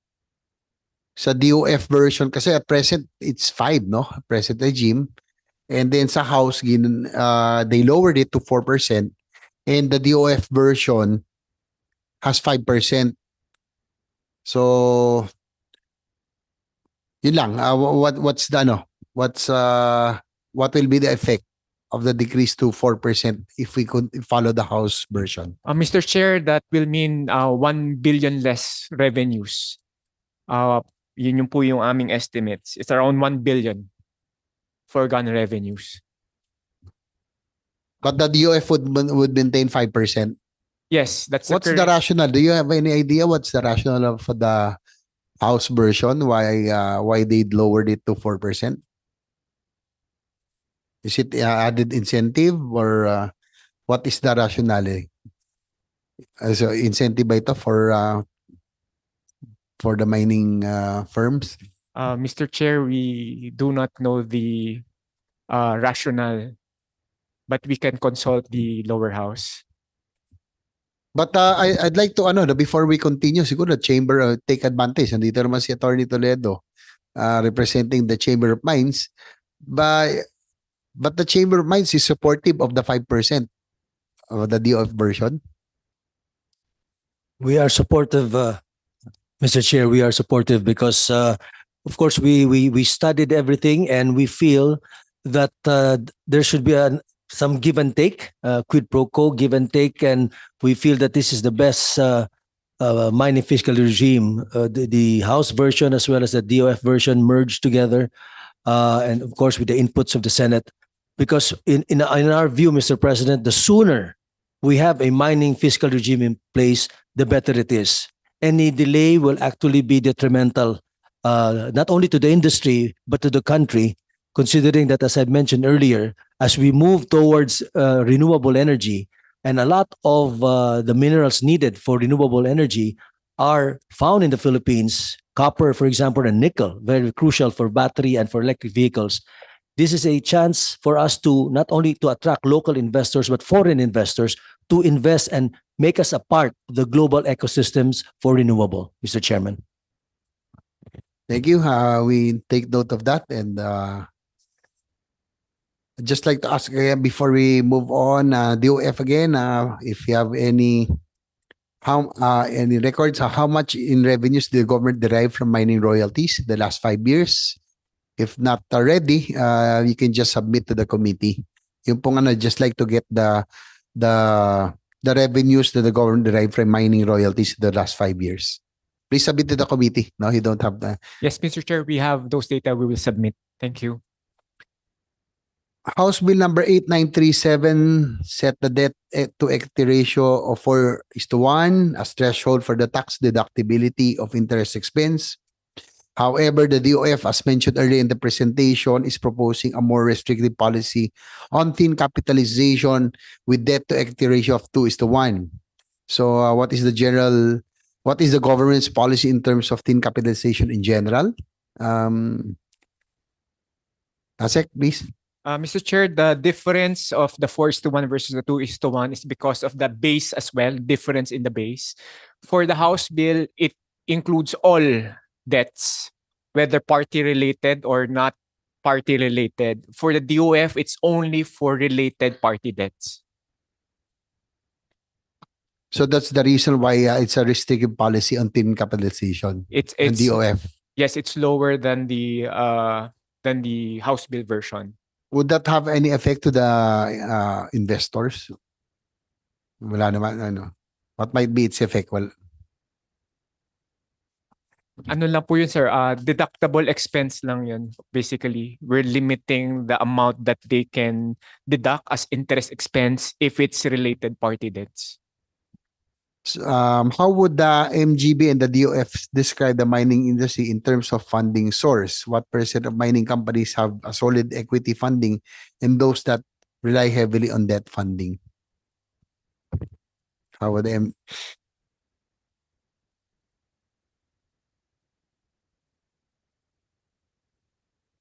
Mr. Chair, good afternoon, Mr. Chair. Yes. Yeah, probably just some insights or perspective on the funding for mining, specifically for Philex Mining. We have started our Silangan project in Surigao. That's the only copper and gold mine now that is under development, and we are set to start commercial production by the end of 2025. But the gestation period or the time that it took us to get off the ground this project, we started this project in 2012 or 2013. And during the pandemic, we started to raise funds from both strategic investors as well as lenders. And it's a capital intensive project that requires about $700 million. And to raise that kind of money is not easy. And during the TWG, we requested that the requirement for the debt to equity ratio should be removed for the pure debt or loan, because in mining it may require 4:1 ratio. And our discussion in the TWG that the concern of the DOF to limit the expenses should apply or can be applied only to related party, and that's the reason why it was acceptable to us. So the debt from the lenders, from the banks, from third parties, there should not be any limit because the capital intensive requirement of the mining industry, and that is really from what we have encountered, in our new project. Thank you. Asek? Mr. Chair, as per the BIR, there's no readily available data for the related party debts. At meron kayo? Wala pa. But we will submit if ever we get more data, sir. All right, thank you. The House, next is the House proposal on royalty rates covers both large-scale and small-scale metallic mining operations, while the DOF proposal only covers royalty rate for large-scale mining within and outside mineral reservation. So just like the chair would just like to know, why did the DOF exclude small-scale mining in its proposal? Mr. Chair, first, because we want to limit the coverage of the mining fiscal regime, it's only applicable for large-scale mines. And second, we know the history of imposing a tax on small-scale mining, particularly yung sale nila of gold to BSP. What happened before, I think 2012 or 2013, we do not impose any taxes to the sale of small-scale mines to BSP, and basically malaki yung nakukuha natin na almost around 60% or 60 to 70% of our gold production actually came from small scale mine. Now, when the government imposed a tax on the sale of gold to BSP for small scale mines, nawala yon. Nawala, lahat napunta sa black market, and then yung kanilang exemption was only restored during 2020 Duterte's time. Ngayon lang ulit nagba-bounce back paunti-unti yung sale of gold to BSP. So hence we're kind of careful on taxing the small scale mines kasi instead that we can get basically gold reserves from them. Take note, around 60% of our gold comes from small scale mines. Baka pag tinaksan ulit natin sila, mawala po yun ulit. Okay, we take note of that. So that's the rationale behind that exclusion of small scale mining. The House bill and the DOF proposal both introduce a margin-based. Well, this was covered earlier, Roy, but I just want to be clarified. To this margin-based royalty for mines outside the mineral reservations. Again, yung pong House proposal in 8-tier rates against the UF 5-tier proposal. So, how should the committee appreciate each of the proposals in order to come up with the sound policy of this aspect? And what's the advantage of having a 5-tier, yung pong proposal ng DOF against the House version? Mr. Chair, this is our proposal came from the recommendation as well from the BIR in terms of administration. Kasi kapag masyadong maraming tiers, baka malito din yung BIR in terms of admin. So the lesser the tiers actually, the better in terms of tax admin. Furthermore, as I mentioned earlier, the lesser the tiers, the lesser incentive for the private companies to do aggressive accounting. Kasi kapag maraming tiers, ibig sabihin yung ranges niya mas magkakalapit. And hence, kuwari, instead na 1 to 5 ta 6 to 10, nasa 6 ka, gagawa ako ng aggressive accounting para mapunta ako doon sa 1 to 5. So kapag masyadong too close, masyadong magkakalapit, magkakaroon ng incentive for those type of aggressive accounting. Hence, the fewer tiers, number of tiers. So dalawa po siya, tax admin on the part of the government, particularly BIR, easier siya. And then number 2, on the part of the private sector, para lesser incentives sa kanila to do aggressive accounting. So can the BIR prevent yung reporting either under or over under the graduated rates? Can we put any provision on that? Kasi tama yung sinabi nyo, but with the lower tier that can be prevented. But can we hear from BIR? Mr. Chair, since this is all declaration of the mining industries, so we will be basing this on the declaration, and it will only be determined upon the audit of these mining companies. Likewise, will the BIR be able to have a monitoring scheme that you will adopt in order to avoid revenue leakage? The BIR is conducting extensive audit with these mining companies because they are under the large taxpayer services. So these are industry-based audit, Mr. Chair.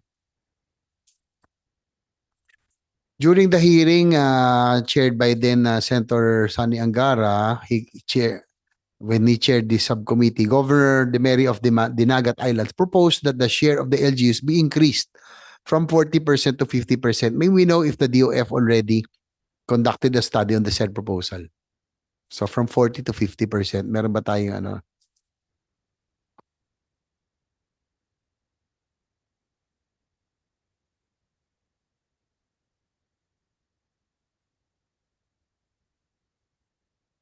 Mr. Chair, we haven't studied it yet, but we'll provide you details of what will be the new share, assuming that it will now become 50%. But as of now, it's status quo, no? 40% Yes, pa rin. we're not amending the LGU code. Okay, you just The chair just took note of that proposal from the LGUs, the provinces. Earlier, according to the DNR MBG, nasa presentation din, only about 764,000 hectares is covered by the mining tenements. This only accounts for 2.55% of the 9 million hectares total land area with high potential mineral in the country. At present, what are the established mineral reservations? Siguro just for the record, what is the total land area of mineral reservations? And are there any plans to establish new mineral reservations under the present administration? Siguro sa DNR or MGB can answer.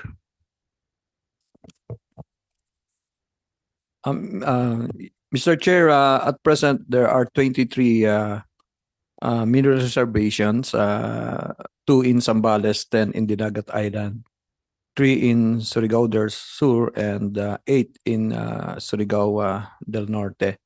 So with respect to the hectares, Mr. Chair, we will just submit it, the totalize of this mineral reservation. Thank you, sir. Regarding doon sa concern natin sa environmental impact, how would this proposed measure resolve environmental issues often complained by LGUs who has territorial jurisdiction over their mining activities? Will this bill improve the situation of the ecology surrounding the mines?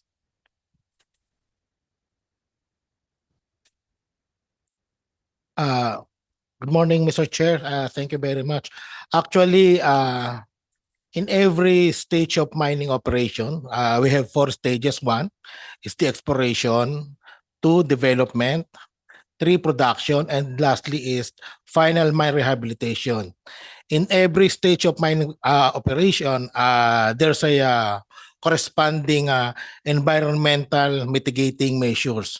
For example, as early as exploration stage, we have this environmental work program, which is equivalent to at least 10% of their operating cost will be allotted for environmental protection. And for during the production and the development state for the next 25 years, the contractor or the operator are mandated at least 3% of their operating cost for their environmental mitigating measures. And also after the 25 years of the mining operation, we have the final mine rehabilitation and decommissioning plan. And as early as year 1, the company is mandated to deposit certain percentage of the amount used for the final mine rehabilitation plan. And also, as you presented, Mr. Chair, earlier, for the vast destruction of the mining. I saw some of the pictures, I think located in Dinagat Island or somewhere in Surigao. Maybe that's a nickel mine. We have a new DAO, which is DAO 2018-19, which states that it depends on the volume of the mineral extraction, or depend on what is stipulated in their ECC. We only limited the disturbed area as high as 110 hectares for a minimum of 50 hectares, Mr. Chair. That's all, Mr. Chair. Thank you very much. For DNR and MGB again, one of the provisions of the Philippine Mining Act, Section 35, mandates that the mining companies to effectively use appropriate anti-pollution technology and facilities to protect the environment and to restore or rehabilitate mined out areas and other areas affected by mine tailings and other forms of pollution or destruction. However, despite such provisions, we always see during aerial inspection, may mga nakakalbong tuktok ng bundok, and that the chair just likes to be informed. Did the mining firms honor these commitments, no yung para mga restoration of and other activities? Does the DNR together with the LGUs concerned implement proper environmental plans in the mine areas?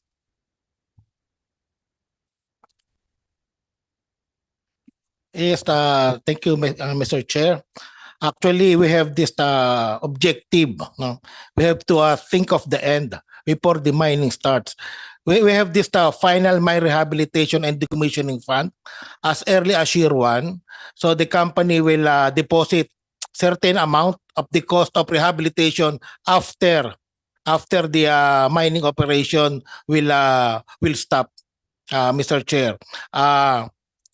The deposition it depends on the number of years that the company will operate. So every year, no certain percentage of that budget for final mine rehabilitation will be deposit in the government depository bank, Mr. Chair. Well, the environmental destruction, the cutting of trees, no, that's a given because mining is classified as extractive industry, but we define mining as the temporary land use. So we have a lot of abandoned a closed mine that already rehabilitated by mining companies. One is the mining company is located in Rapu-Rapu Island. So it is a copper and mine deposit, and after I think 25 years of operation, they rehabilitated this area for 12 years, and now it's a fully rehabilitated area, Mr. Chair. Thank you. But does that happen to all other mining areas? Any Mr. update po? Mr. Chair. Yes, Attorney Toledo. Thank you very much, Mr. Chair. Just to add to what MGB said to Engineer Mateo, and I can speak precisely for two mining operations of Philex, one in Bulawan and Negros and one in Sibutad. And I am very proud to say that these former mining tenements or mining operations is now one of the most beautiful areas in those provinces, because and I will not just talk out of thin air. We can send pictures, Mr. Chairman. In fact, we can invite the chairman, as we're members of the committee, to visit Bulawan and Sibutad and see for themselves what a mining company can do to convert former mining operations into what it is now. The objective of most mining companies, of all mining companies that are members of the Chamber of Mines, is not only to restore actually to what it was before. We even want to restore it even better. That is the objective, and I am happy to say, Mr. Chairman, that this has been accomplished. In the same way that, for example, if you look at other parts of the world, one of the most beautiful botanical gardens in the world is located, I believe, in Canada. I forgot the name, but it was once also a mining operations, but now it is one of the most beautiful botanical gardens. What is the name of that? Bouchard, Mr. Chair, and I had the opportunity to visit that. In Malaysia, former tin mines are now one of the best golf courses and residential areas. So it is possible.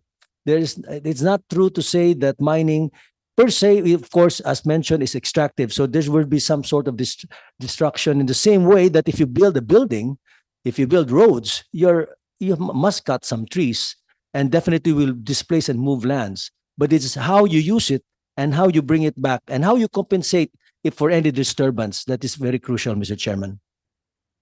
Thank you. I hope that all other mining first will be just like what you did, Felix did, no? I just want to have an update. Of course, the chair would like to be informed as to how the other mining firms have complied with the restoration and rehabilitation of the former mining areas. Yes, ma'am. Ms. Kapili. Yes, sir. Mr. Chair, thank you. Again, Mr. Chair, we would like to reiterate that the UN had a report before sometime 2017 about the contribution of the mining industry to sustainability under the UN SDG. So the nickel industry made an initial attempt to follow this report and come up with a report. Mr. Chair, this is not just about the environment, but this is also about sustainability. So we would be happy to share with you, Mr. Chair. We will submit to your office a report of the first UN SDG of the nickel industry, Mr. Chair.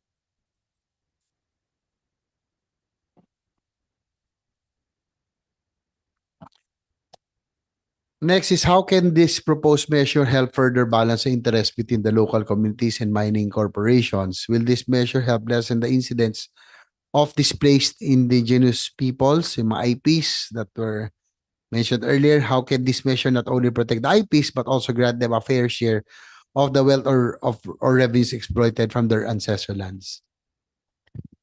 And Asek probably can answer. Mr. Chair, the royalty on IPs is not part of the mining fiscal regime.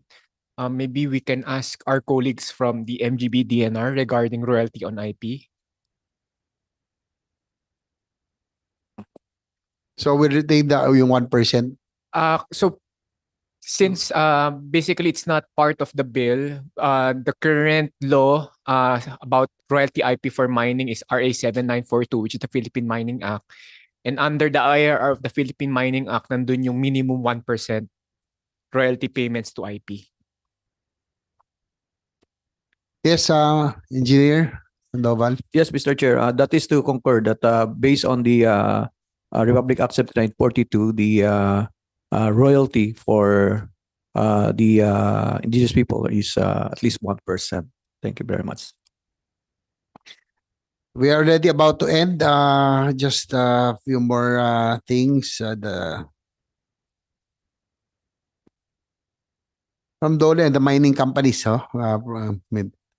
the employment share of the mining industry represents only about 0.45% of total employment in 2023. In terms of job generation, what can we expect through the rationalization of the mining fiscal regime? How many jobs will we be able to create in the coming years? Do we have any study and a projection? Siguro later on, we can also ask the Chamber of Mines if they have a projection on this. Dole or DOF? Mr. Chair, yes, we'll compute what will be the possible direct and indirect employment benefits of this fiscal regime. But yes, we confirm that, for instance, for 2023, the contribution of mining to total employment is only 0.45%. But we would like to note that mining is a capital-intensive company. Mas marami actually yung capital compared to labor. Hence, the relatively low share to employment. And also, if you take a look at the gross value added of mining, it's also less than 1%. Hence, kaya in terms of share to total, it's relatively small. Kasi in the first place, the mining industry is relatively small right now. Okay, siguro last na lang, in view of the working condition in the mining sector, how protected are our local workers? Siguro, but before we go to that, siguro dito si Attorney Mike Toledo. I asked earlier, I'd like to get the opinion of the Chamber of Mines.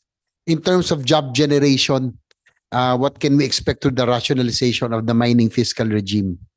Do we expect more jobs to be created in the coming years through this? That is a very good and timely question, Mr. Chairman. Yes, it's a resounding yes.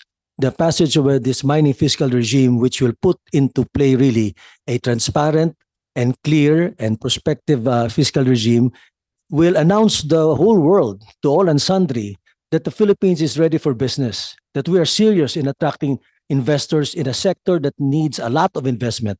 Mining is one of the most capital-intensive business, and it takes about 10 to 12 years on the average before you can actually start mining and recover.